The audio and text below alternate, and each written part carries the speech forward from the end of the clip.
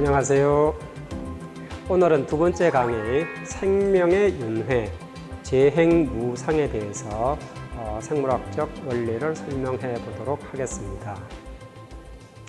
태초에 생명이 있었습니다. 그리고 그 생명은 복제라는 가래를 가지고 있었던 존재입니다. 복제하고자 하는 욕구, 그 욕구에 의해서 생명은 생명을 낳고 그 생명은 또 다른 생명을 낳고 그것이 끊임없이 이어져서 현재의 무수히 다양한 생명체들이 만들어졌습니다.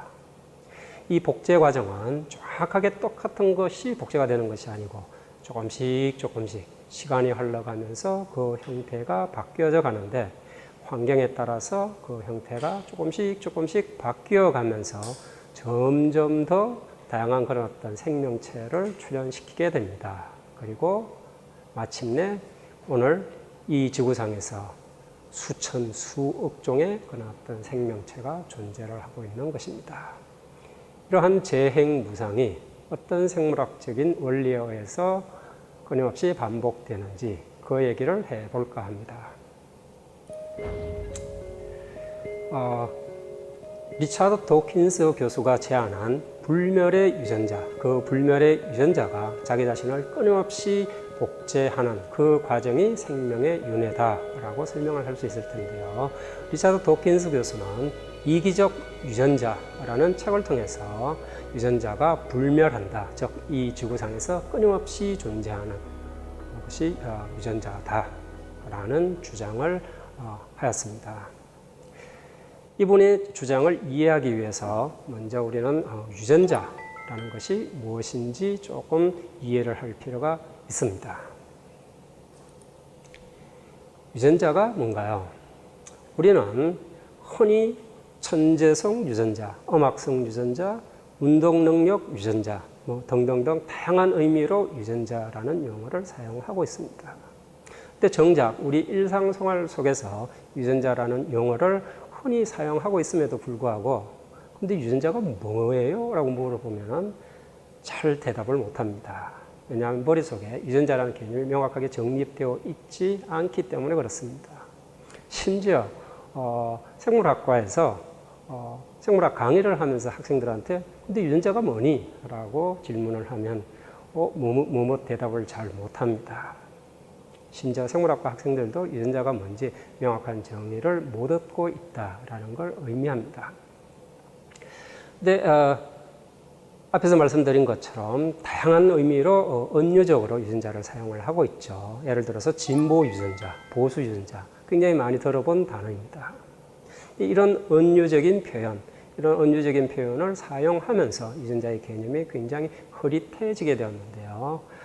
이렇게 된 이유가 사실은 여러분들 탓이 아니고 진화생물학자들 탓입니다. 진화생물학자들이 진화라는 것을 보다 쉽게 설명하는 과정에서 녹색 수염 유전자와 같이 존재하지도 않는 유전자를 그냥 상징적으로 사용을 하고 그런 유전자가 생존에 도움이 된다면 더 많은 자손을 낳게끔만 해준다면 그 생명체 내에 유지하게 된다. 이런 설명을 하기 위해서 은유적인 그런 어떤 유전자를 사용을 하게 되었고 그러다 보니까 많은 사람들이 유전자를 그냥 은유적으로 사용을 해도 되는구나.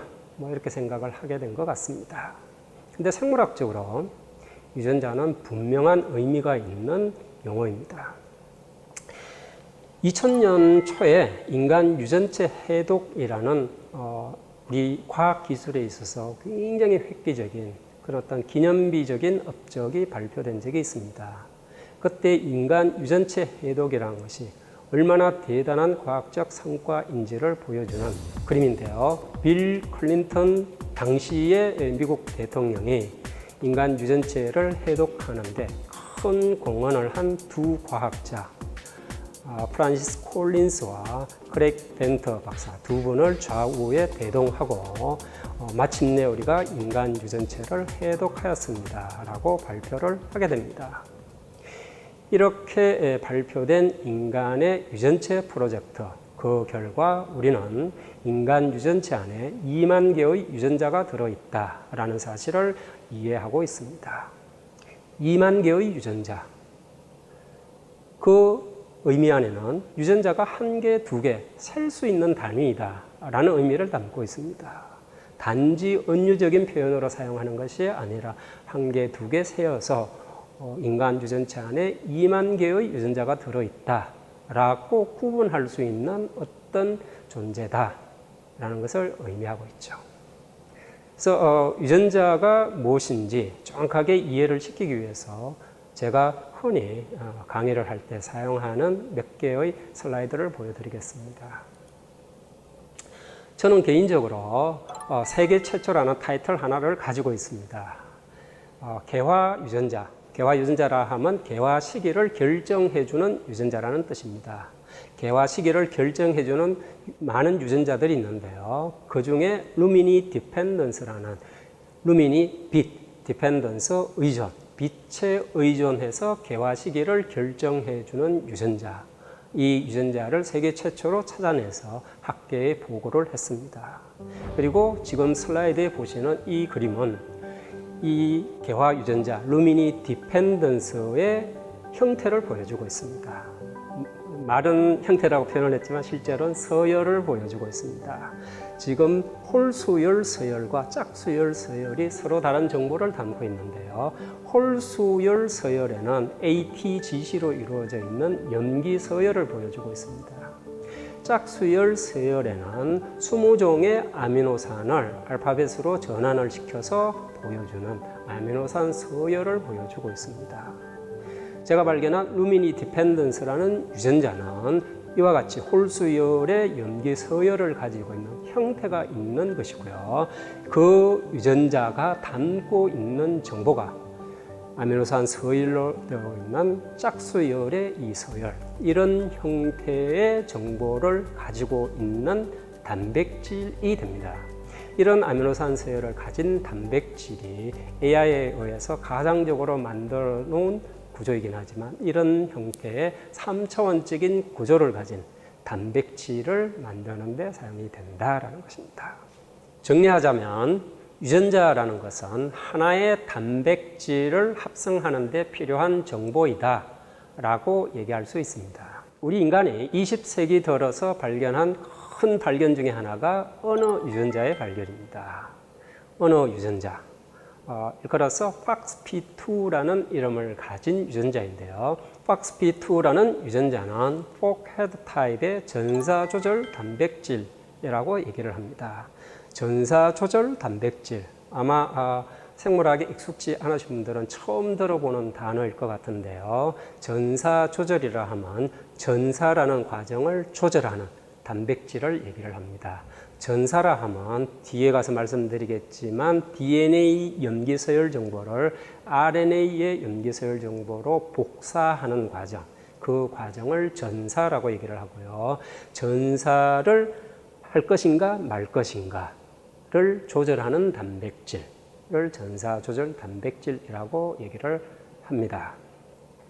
이러한 전사조절 단백질 FOXP2의 염기 서열을 여러분들도 웹사이트에 들어가서 휴먼 지놈 프로젝트 치시고 거기에 NCBI라는 웹사이트에 들어가셔서 FOXP2라고 입력을 하시면 이와 같은 염기 서열을 보실 수 있습니다.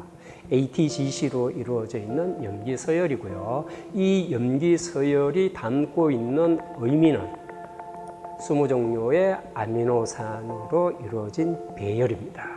이러한 배열이 이와 같은 3차 구조를 형성을 하면서 DNA 사슬을 둘러싸서 이 유전자가 사용이 될 건지 말 건지 이를 전사 발현이라고 얘기를 하는데요. 전사 발현이 될 건지 말 건지를 결정해주는 단백질 역할을 합니다. 이런 일들이 일어나기 위해서는 어린아이가 형성되는 배발생 단계에서 FOXP2라는 단백질이 제 머릿속에서 형성이 됩니다. 그렇게 형성된 FOXP2라는 단백질이 우리의 구강 구조를 결정해주는 여러 가지 유전자들의 스위치를 켜게 되고 혹은 논리적인 사고를 할 수 있는 언어의 문법을 정확하게 활용할 수 있게끔 하는 여러 가지 유전자들의 스위치를 켜주게 됩니다. 그 결과 제 구강 구조를 정확하게 구사를 해서 정확한 단어를 만들어내게끔 하고요. 또한 논리적인 문장을 제 머릿속에서 구성할 수 있게끔 해주는 그 역할을 하는 단백질이 FOXP2라는 단백질입니다. 그리고 FOXP2라는 유전자는 그러한 유전자에 대한 합성 정보를 가지고 있는 것입니다. 왜 단백질이야? 유전자가 왜 단백질을 암호화하고 있지? 그 이유에 대해서는 첫 시간에 간략하게 설명을 했습니다. 단백질은 모든 생명 활동의 근원이기 때문에 그렇습니다. 유전자가 단백질을 암호화하고 있음으로 해서 그 단백질들이 만들어지게 되고 만들어진 단백질이 다양한 생명 활동을 하게끔 하는 것입니다. 사람의 경우에 2만 개의 유전자가 있다고 말씀을 드렸는데 2만 개의 서로 다른 단백질들이 정교하게 작동을 해서 근육은 근육으로서의 작동, 입은 입으로서의 작동, 뇌는 뇌로서의 작동, 뭐 등등등 다양한 그런 어떤 생명 활동을 가능하게끔 하는 것이죠. 비유를 하자면 ATGC라는 디지털 정보가 단백질이라는 특정한 기능을 수행하는 아날로그 정보로 전환되는 과정이 생명 활동이다라고 얘기를 할 수 있겠습니다. 이러한 DNA 정보가 단백질 정보로 변환이 되는 과정, 이 과정을 크릭 박사가 센트럴 도그마라는 이름으로 1967년에 발표를 하게 됩니다. 크릭 박사는 잘 아시는 것처럼 DNA의 분자 구조를 밝힌 프란시스 크릭, 제임스 왓슨 두 분 중에 한 분이 그 유명한 크릭 박사입니다. 크릭 박사는 1953년에 DNA 분자 구조가 밝혀지고 유전자의 본질이 DNA다라는 사실이 밝혀진 이후에 생물학이 분자 생물학이라는 새로운 학문으로 이제 탈바꿈되게 되는데요. 그 과정에서 굉장히 중요한 역할을 한 일종의 파이오니어로서 직접 깃발을 들고 분자 생물학을 추동해 나갔던 파이오니어 과학자 중에 한 분입니다. 이분이 DNA 구조를 밝히고 난 이후에 67년에 아마 대중 강연 등을 통해서 이런 센트럴 도그마를 이제 설파를 하신 것 같고요. 이후에 1970년에 네이처라는 저널을 통해서 이 센트럴 도그마를 굉장히 정교하게 잘 정리된 형태로 논문으로 발표를 하게 됩니다. 생물학에 있어서 가장 중심되는 주제는 센트럴 도그마다라고 얘기를 할 수 있을 텐데요. 센트럴 도그마가 뭘 얘기를 하는 거냐면 DNA는 복제를 통해서 자기 자신을 만들어내고 이게 아마 유전 현상, 세대에서 세대로 유전자가 전달되는 이유가 될 것 같습니다. 그리고 DNA에 들어있는 유전 정보는 단백질 합성의 정보인데 DNA 정보를 단백질로 바로 전환하는 건 쉽지 않습니다. 때문에 중간 매개체로서 RNA라는 걸 사용을 하게 됩니다. DNA에 들어있는 정보, 유전자 정보를 복사를 해서 RNA라는 걸 만들어내게 되는데 이 복사 과정을 우리 생물학자들은 전사라고 얘기를 하고 있습니다. 이러한 전사는 모든 유전자가 한꺼번에 전사되는 건 아닙니다. 그 해당하는 조직, 해당하는 시간대에 따라서 서로 다른 유전자를 전사를 하게 됩니다. 이를테면 우리 인간이 가지고 있는 65조 개의 무수히 많은 세포들은 다 똑같이 2만 개의 유전자를 가지고 있지만 어느 세포도 2만 개의 유전자 전부를 RNA 형태로 전사하는 세포는 단 하나도 없습니다.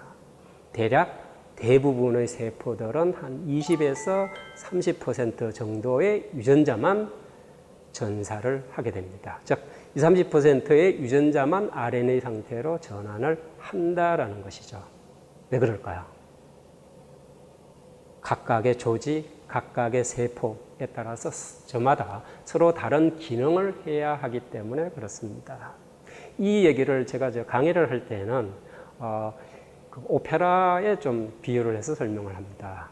오페라는 종합예술이죠. 노래도 해야지 되고 무용도 해야지 되고 뭐 다양한 종합예술인데 그 종합예술 오페라에서 모든 출연자들이 다 한꺼번에 노래를 부른다. 그리고 처음부터 끝까지 계속 부르고 있다. 그게 더 이상 이제 예술이 아니죠. 엉망진창이 될 겁니다. 유전자 정보도 마찬가지입니다. 모든 세포들이 다 2만 개의 단백질을 다 만들고 내고 있다고 그러면은 다양한 조직, 다양한 기관이 만들어질 수가 없죠. 각각의 세포들은 자기한테 주어진 그 특정한 유전자만 전사를 하게 됩니다. 그 다음에 RNA 정보를 단백질로 전환하는 과정, 이 과정을 번역이라고 얘기를 하는데요. 이 과정은 좀 쉽지 않습니다. DNA 정보를 RNA 정보로 전환을 하는 것은 염기서열 정보를 염기서열 정보로 전환하는 것이기 때문에 ATGC 염기상 규칙에 의해서 쉽게 전환이 됩니다. 근데 RNA의 염기서열 정보를 단백질의 아미노산 서열 정보로 전환하는 것은 지금 언어가 샥 바뀌어지는 상태가 됩니다. 그렇기 때문에 이 과정을 이제 아마 생물학자들이 번역이라고 얘기를 하는 것 같습니다. 이런 번역 과정을 설명하는 것이 유전부호, 제네틱 코드입니다. 보시면은 첫 줄에 DNA 염기 서열을 보여주고 있고요. 거기서 전사를 할 혹은 활용을 해야 할 유전자를 복사를 해서 RNA를 만들어내게 됩니다. 그걸 전사라고 얘기를 한다고 그랬죠. 전사된 RNA는 여전히 염기 서열입니다. 이 염기 서열이 아미노산 서열로 전환되는 원리는 세 염기 단위로 한 개의 아미노산으로 전환을 하는 방식. 그래서 세 개씩 잘라서 그게 아미노산 형태로 전환이 되게 됩니다. 이런 3염기가 가지고 있는 부호, 그거를 유전부호라고 얘기를 하고요. 이런 유전부호는 몇 개가 만들어지느냐? 쉽게 계산을 할 수 있죠. 4가지 염기가 있고 그걸 3가지 가지고 조합을 하니까 4를 3번 곱한 64개의 조합이 가능합니다. 그리고 그 64개의 조합이 서로 다른 20개의 아미노산을 지정을 하고 있습니다. 그거를 이제 표로 만들어 놓은 것이 이 그림인데요.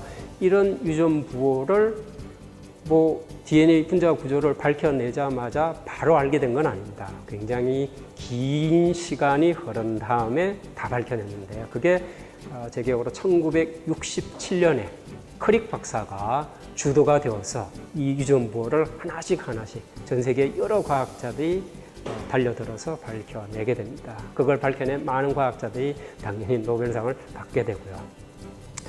1967년에 이 유전부호를 완전히 밝혔다 해서 그걸 기념하기 위해서 미국에 있는 콜드 스프링 하버에 이 유전부호를 밝히는 데 관여했던 많은 과학자들, 그리고 그 당시 분자생물학을 이제 발전시키는데 큰 기여를 한 많은 과학자들을 콜드 스프링 하버에 모아서 기념 파티 겸 학회를 했습니다. 그때 그 학회의 중간에 크릭 박사를 불러내서 많은 과학자들이 다 함께 해피 크리스마스라는 노래를 합창하게 됩니다. 해피 크리스마스입니다. 해피 크리스마스가 아니고 해피 크리스마스. 그때가 크릭 박사가 50년 되던 생일을 맞추어서 그 학회를 했고 해피 크리스마스 파티를 한 겁니다. 전 그 얘기를 들을 때 약간의 그런 어떤 전율을 느낍니다. 와, 정말 60년대, 70년대 분자생물학이 정말 익사이팅했던 그 순간들이었겠구나. 얼마나 신이 났을까. 저런 새로운 발견들이 자고 나면 이것도 발견되었다. 자고 나면 저것도 발견되었다. 그런 익사이팅한 순간들이 60년대, 70년대 분자생물학의 시기가 아니었나라는 생각이 듭니다. 어쨌든 유전부호를 조금 더 말씀을 드리면 64개 유전부호 중에 특징적인 것이 한 4가지 있습니다. 첫 번째로는 이 단백질 합성을 시작하는 아미노산이 결정이 되어 있습니다. 그게 AUG, 시작 코돈, 스타트 코돈이 결정이 되어 있습니다. 근데 이 스타트 코돈은 메티오닌이라는 아미노산을 지정하는 코돈이기도 합니다. 그래서 모든 단백질은 처음 생성이 될 때 메티오닌부터 합성이 되어서 시작이 됩니다. 근데 간혹 단백질에 따라서 이거 단백질 아미노산소유를 분석을 해봤더니만 메티오닌에서 시작하지 않는데 라는 것들이 나타납니다. 그런 것들은 생성된 단백질이 가공 과정을 거쳐서 앞이 떨어져 나갔기 때문에 메티오닌에서 시작을 하지 않는 겁니다. 이 지구상에서 모든 단백질은 메티오닌에서부터 단백질 합성이 시작이 됩니다. 시작하는 지점이 있다면 끝나는 지점도 있어야지 되겠죠. 단백질이 쭉 만들어지다가 끝나는 지점에 종료 코던, 스탑 코던이 세 가지가 있습니다.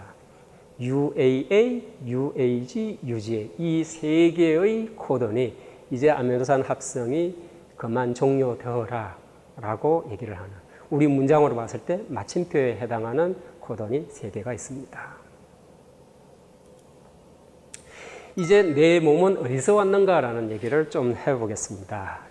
제 몸을 구성하고 있는 세포가 65조 개쯤 됩니다.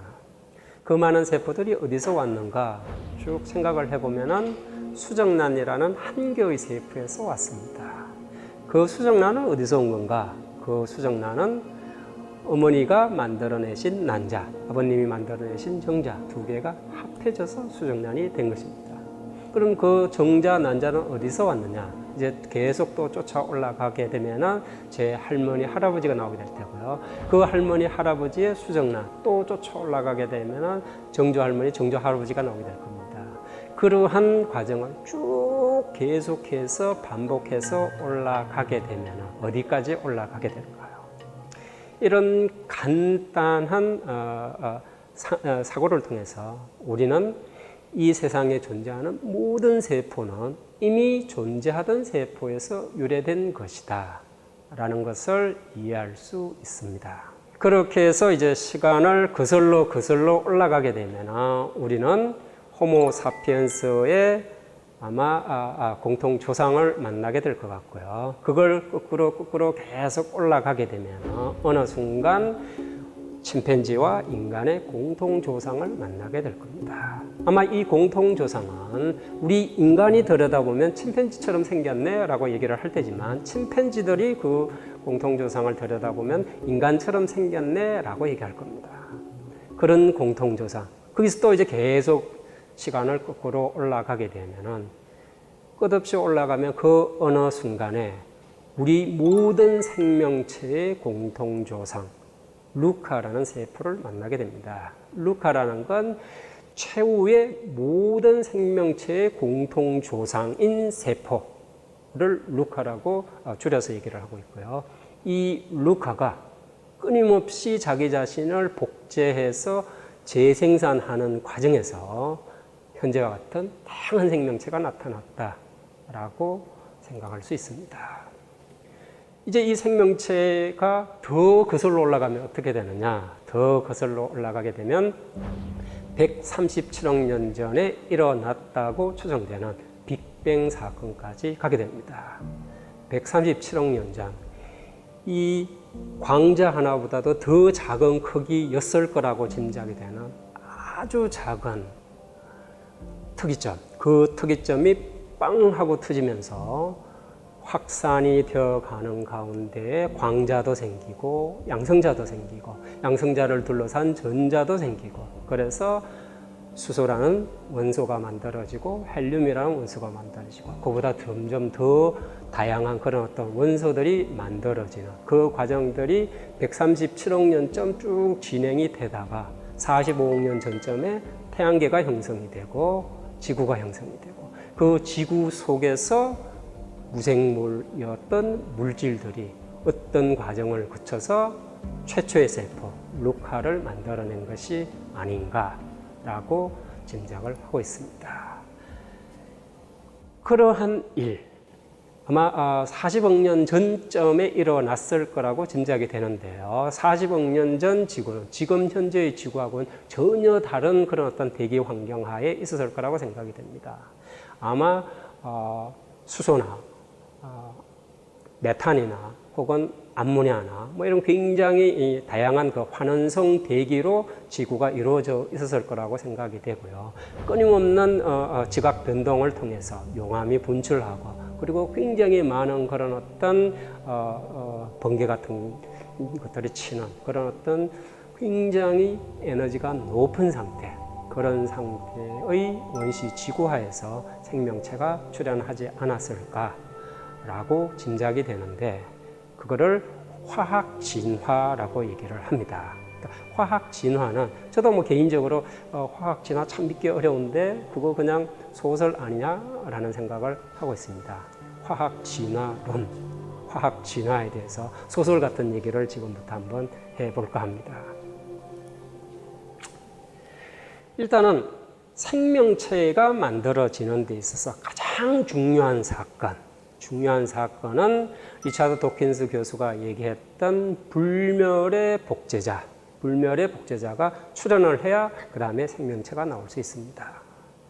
근데 불멸의 복제자, 그런 복제 분자가 만들어지고 생명체가 만들어졌을 텐데, 이 과정을 리차드 도킨스 교수는 그 전에 이제 다윈도 그런 제안을 종의 기원 여러 판 가운데서 후기판에 이제 그런 얘기를 잠깐 하고 있습니다. 따뜻한 작은 연못에 유기물들이 저절로 합성이 되어서 모여진 수프가 형성이 되었을 테고, 그 속에서 복제 분자가 하나 출현이 되게 되면은 그 복제 분자가 여러 복제 분자들 속에서 더 잘 복제하는 그런 어떤 분자, 그 분자가 자연 선택에 의해서 선택이 되었을 것이고, 그게 이후에 다양한 분자들 간의 협업을 통해서 생명으로 진화가 된 것이 아닌가라는 상상이 리차드 도킨스 교수의 이기적 유전자라는 책에 들어가 있는 상상입니다. 근데 복제 분자, 그게 일단 생명체에서 가장 중요한, 전 개인적으로 이게 복제라는 것이 결국은 생명체가 가지고 있는 가래가 아닌가라는 생각이 듭니다. 복제를 하고자 하는 욕구, 그 욕구가 어디서 생겼느냐라는 것을 설명하는 이론이 화학 진화 이론이 아닌가라는 생각이 듭니다. 이제 계속 설명을 해보죠. 불멸의 복제 분자, 최초의 복제 분자는 무엇이었을까? 이런 상상을 이제 하게 되는데요. 왜 이런 엉뚱한 상상을 하느냐 하면은 복제 분자니까 당연히 핵산, DNA이거나 RNA이거나 이런 핵산 아니냐라고 생각을 할 수 있습니다. 근데 문제는 복제를 한다고, 복제의 특성을 가지고 있다고 해서 저절로 복제가 되는 건 아니거든요. 복제라는 생물학적인 기능이 작동하기 위해서는 단백질이 필요합니다. 그럼 단백질이 먼저 생겨야 그 단백질이 작용해서 복제 분자가 생기는 거 아냐? 라는 이제 질문에 닿게 되고요. 그러다 보면 닭이 먼저인지 달걀이 먼저인지 이런 이제 최초의 기원이 뭐냐라는 문제에 봉착을 하게 됩니다. 최초의 분자, 기능 분자가 먼저였을 건가, 복제 분자가 먼저였을 건가, 이런 질문에 대해서 한참 생물학자들이 고민을 하고 있는데, 그 문제를 단박에 해결해 주는 과학적 발견이 일어나게 됩니다. 그 일을 하신 분이 토마스 책이라는 분인데요. 토마스 책이라는 분이 1989년에 이 RNA가 이제 그 가공되는 과정에서 스스로 자기 자신을 절단하는 일이 일어나더라라는 사실을 밝혀내게 됩니다.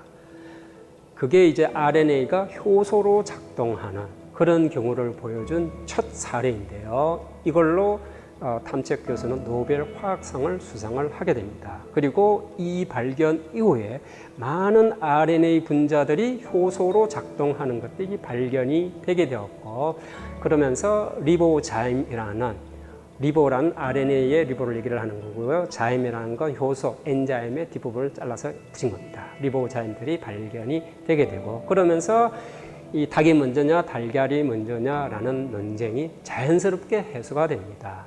RNA 분자는 복제가 가능한 분자이면서 복제를 할 수 있는 효소 기능을 가진 분자이다. 그러니까 최초의 복제 분자는 RNA였을 것이다 라고 모든 생물학자들이 이제 동의하기에 이런 거죠.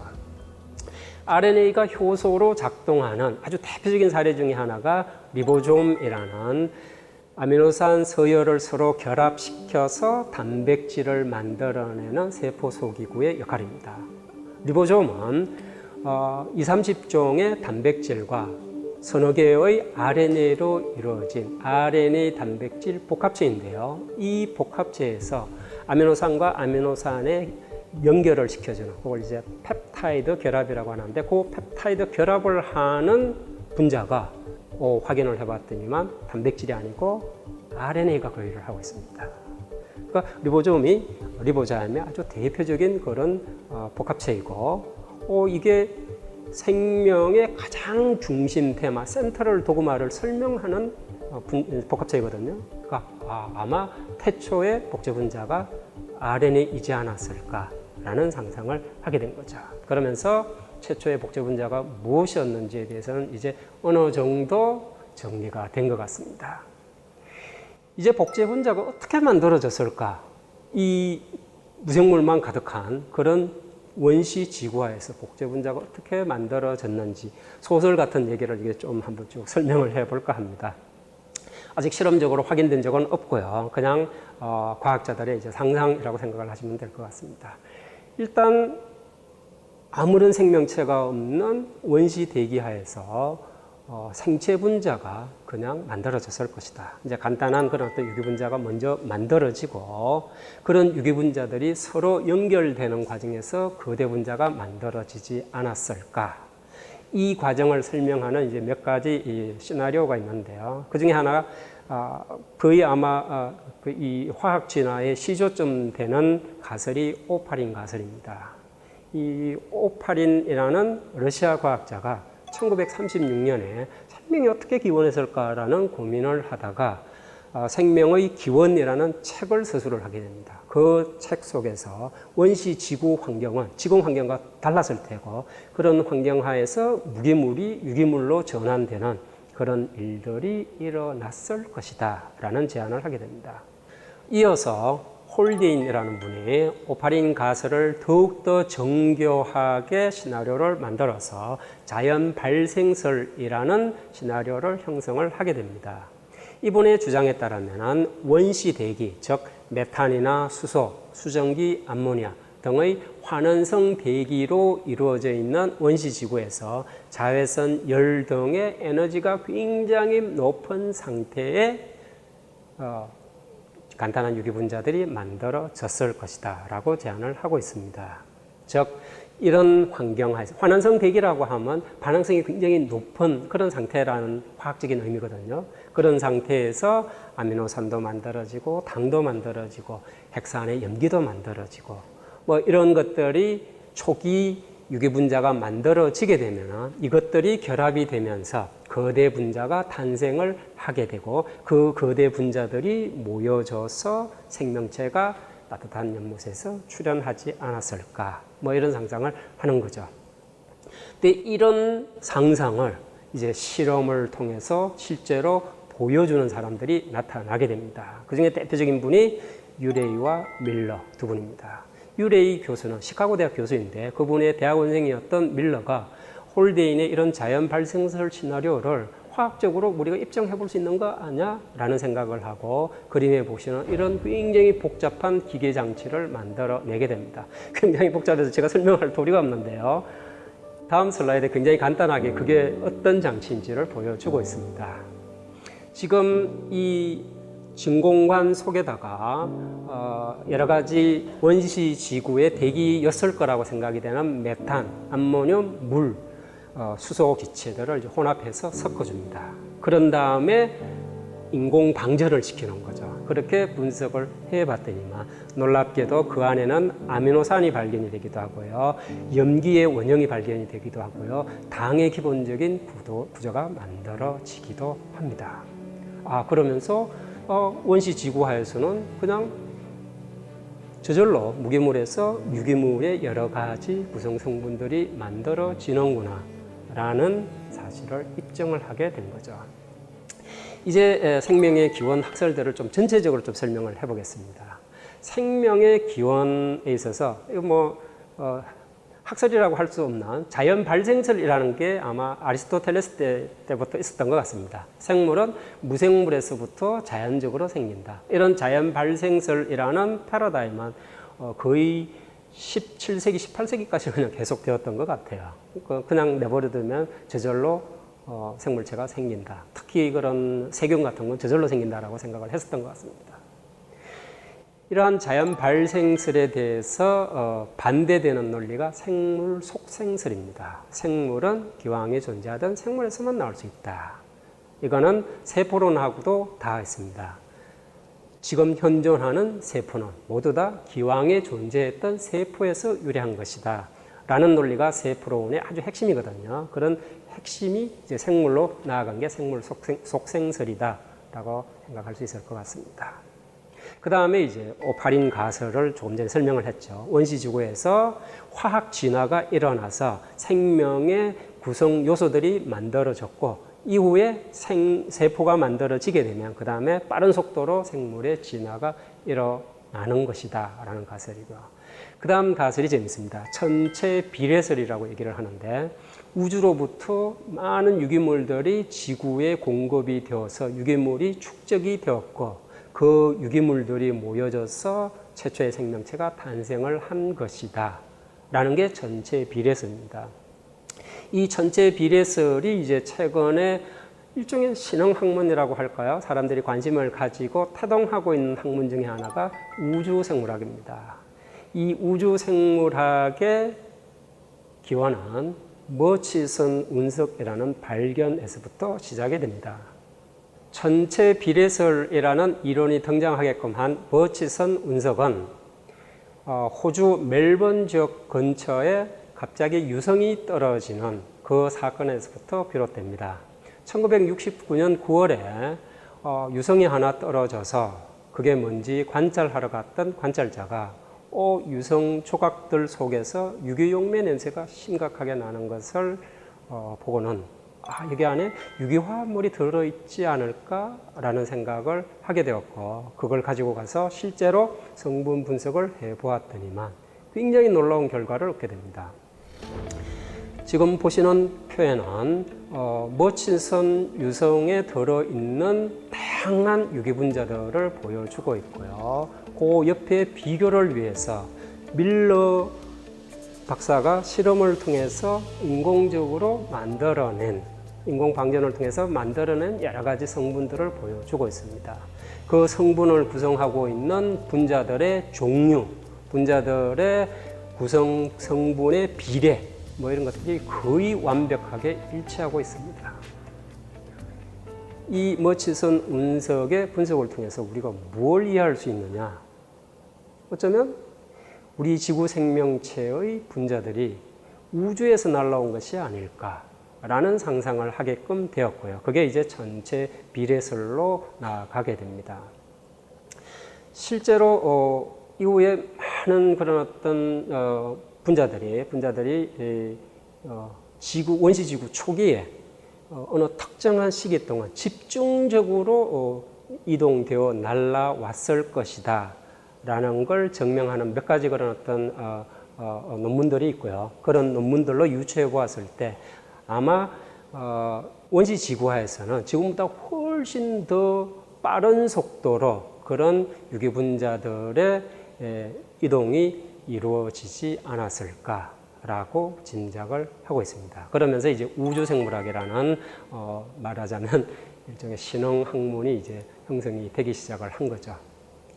우주기원설은 실제로는 1908년쯤부터 시작이 됩니다.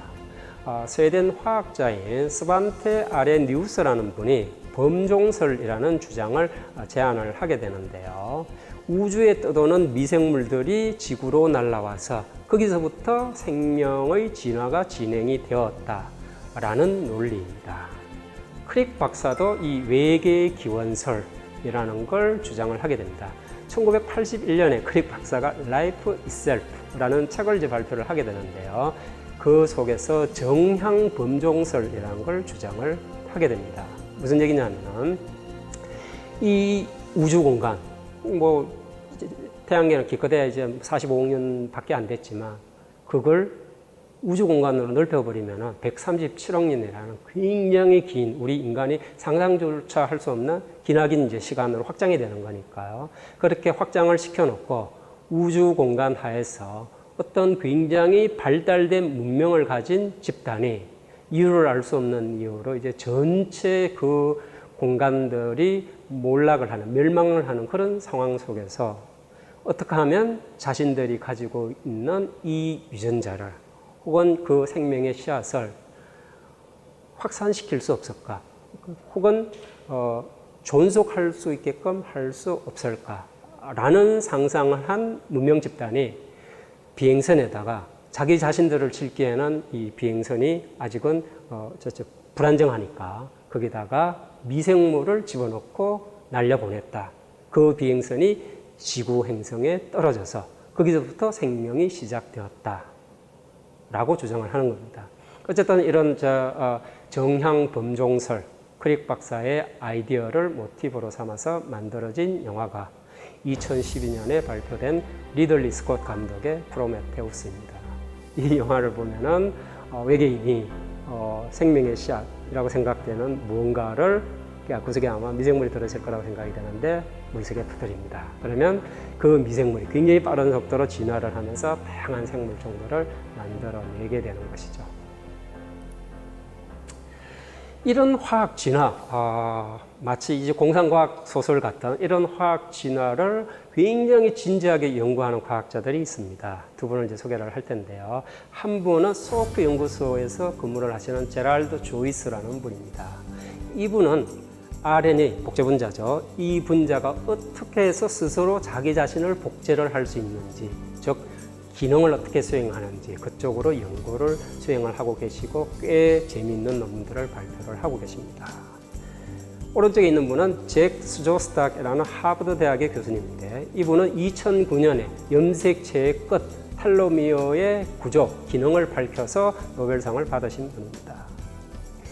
노벨상을 받고 나면 그 다음부터 연구비 걱정 안 해도 되죠. 논문 쓰는 거 걱정 안 해도 되죠. 굉장히 자유롭습니다. 그러면서 아마 이분이 생명의 기원이라는 주제를 본격적으로 연구를 하기 시작한 것 같습니다. 그러면서 최초의 원시 숲, 그거의 조성이 어떠했을지, 혹은 RNA 분자가 어떻게 스스로 복제를 할지, 그리고 생명이 만들어지기 위해서 세포막으로 둘러싸여져야지 되거든요. 이런 세포막으로 둘러싸여지는 구조가 어떻게 만들어졌을지, 이런 내용들을 연구를 하고 계시고 이분 홈페이지 들어가면 이 각각의 과정들에 대해서 동영상으로 만들어서 잘 설명을 하고 있습니다. 호기심 있으신 분들은 들어가서 찾아가서 한번 보시기 바랍니다. 굉장히 재밌습니다. 예, 이상으로 생명이란 무엇인가라는 걸 마무리해서 정리를 해보겠습니다. 혹시 여러분들은 이런 질문을 받아보신 적이 있나요? 시간은 왜 흐를까요? 시간은 왜 흐르는가? 지금 동영상에 잉크 방울이 이제 퍼지는 그 과정을 보고 계십니다. 잉크 방울이 이제 퍼지는 과정을 보면은 여러분들은 시간이 흐르는구나 라는 걸 느끼실 수 있습니다. 잉크 방울이 쭉 확산이 되면서 시간이 점점점 흐르는 거를 느낄 수가 있죠. 시간이 왜 흐르느냐? 이 현상하고 굉장히 비슷한 이유로 시간이 흐릅니다. 제가 오늘 강연 전반부에서 빅뱅이라는 사건을 잠깐 설명을 했는데요. 빅뱅이라는 사건이 일어나면서 그 이후에 굉장히 빠른 속도로 우주가 팽창이 되면서 그 속에서 원소가 생기고 그 속에서 태양계가 형성이 되고 그 속에서 생명체가 출현하고 그 속에서 생명체들의 다양한 진화가 진행이 되고 있는 것이다 라는 얘기를 했습니다. 이 잉크병에 잉크가 확산되어 나가는 과정, 이게 지금 동적 평형 상태로 나아가는 과정이고 그 동적 평형 상태로 나아가는 과정을 보면서 여러분들은 시간을 인지하게 됩니다. 즉 빅뱅으로 다시 돌아오면 빅뱅 이후에 끊임없이 동적 평형 상태로 나아가는 완벽하게 무질서한 상태로 나아가는 그 과정에 시간이 흐르고 있는 것입니다. 그러니까 시간이 흐르는 이유는 빅뱅에 의해서 끊임없이 동적 평형 상태를 이루기 위해서 변화해 나가는 그 과정에 있기 때문에 시간이 흐르는 겁니다. 이러한 물리 법칙 속에서 저희들은 재행무상이라는 그런 불교의 원리를 발견을 하게 됩니다. 생명체를 정의를 하자면 공과 색이 무한히 윤회하는 세상, 그 세상에서 자기의 존재를 일시적이나마 유지하려고 하는 존재, 그러면서도 불멸의 유전자를 통해서 자기 자신을 영속하고자 하는 존재, 그것이 생명이 아닌가 합니다. 이상으로 오늘의 강의를 마치겠습니다. 감사합니다.